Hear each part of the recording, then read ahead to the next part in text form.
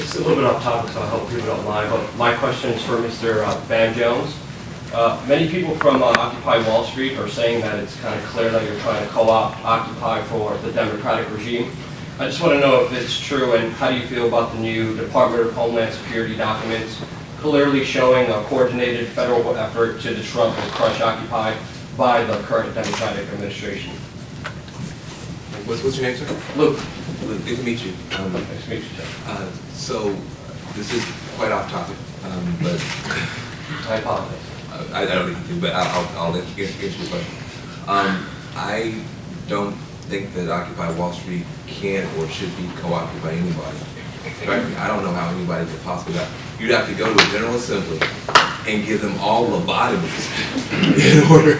There's only one force in American politics that cannot be co-opted, and it's Occupy Wall Street. I think it's a good thing. I think I've never tried to speak for Occupy Wall Street, but I've spoken up for Occupy Wall Street everywhere I can. You've done a tremendous service to the country. If it had not been for your protests, we would have austerity in this country right now like they have in Europe. I don't understand why the rumor is out there, but thank you for raising it. I don't know anything about Homeland Security. I didn't work with Homeland Security when I was in the White House. And let's talk about the rest of it after. Don't have to talk. How about an on-topic question? Yeah, so I live in Los Altos. Hey, brother. Yeah. So maybe co-opting is a bad word, but maybe try to use that energy, because we know you did the Spring '99 and had other events with celebrities, and then you rebranded your website as the Occupy Movement's website, the Rebuild America Dream one. No. Yeah. You want to look at my website right now? No. It's not rebranded that way. Okay. I'll say, listen. Yeah. Here's the thing. Every time we've talked, it hasn't been a friendly thing.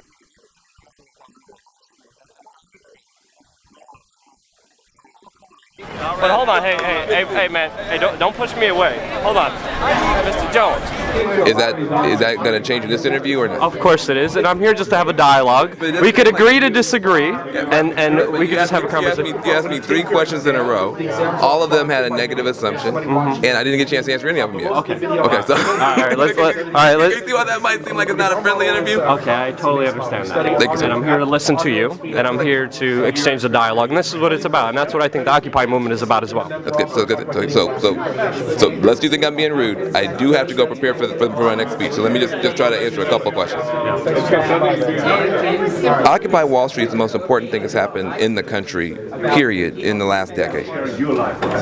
Nobody in my situation or position has done anything to do but be huge cheerleaders for it. Frankly, cheerleaders for it in places where it was being put down.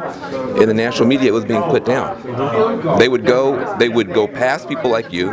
They would go past some, and they would go find people who they knew would make Occupy, have a negative view, and that's always getting shown. I went on national TV and said this is ridiculous. I was one of the first national Democrats to do it, to stick up for Occupy. Why? Because I believe in it.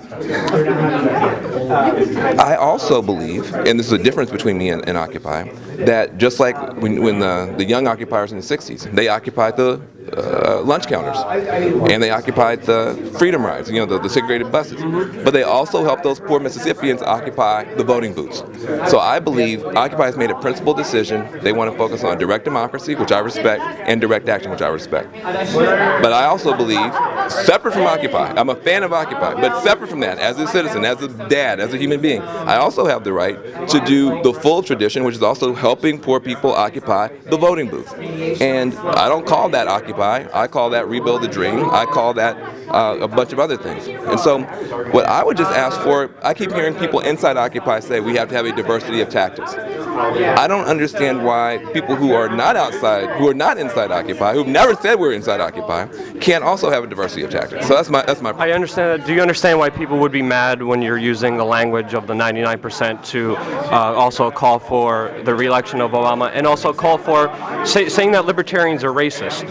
To me personally, continuing the war on drugs is one of the most most racist policies.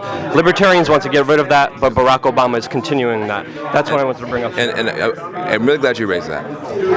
I said so-called libertarians, but the way that I said it made it seem like I was saying all libertarians. And I've corrected that, and I think if we're going to have a dialogue, when somebody says something and they correct it, then the correction should matter. I do not think that all libertarians are racist. In fact, what I was saying was the so-called libertarians, the people who are actively racist, who then disguise it with libertarian rhetoric, and that needs to be called out. And I was trying to call it out, but I called out in that one speech out of hundreds clumsily, and our mutual enemies jumped on that to try to drive a wedge between us. And divide and conquer. And divide and conquer. So let's not let our mutual enemies divide us. I do not feel that way.